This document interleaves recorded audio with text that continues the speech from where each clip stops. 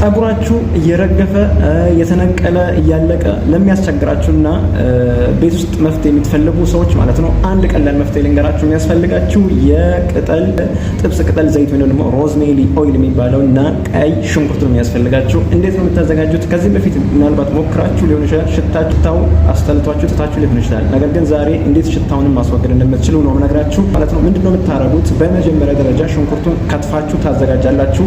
ዘን ጁስ ተጠቅማችሁ ከፈለጋችሁ ያው ጀስት ጁሱ እንዲወጣ ጭማቂው እንዲወጣ ማድረግ ማለት ነው። ከዛ ብርጭቆ ውስጥ ከጨመራችሁ በኋላ ምን ታረጉበታላችሁ?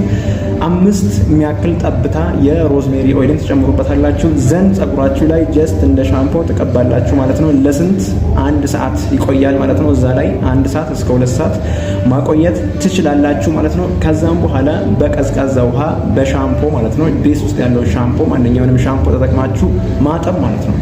ቀዝቃዛ ሆኖ የምትጠቀሙት የሞቀው የምትጠቀሙ ከሆነ ላይሄድ ይችላል። ምናልባት በአንድ ሽታው ካልሄደ ሁለተኛ ደግማችሁ ታጥባላችሁ ማለት ነው። አመሰግናለሁ።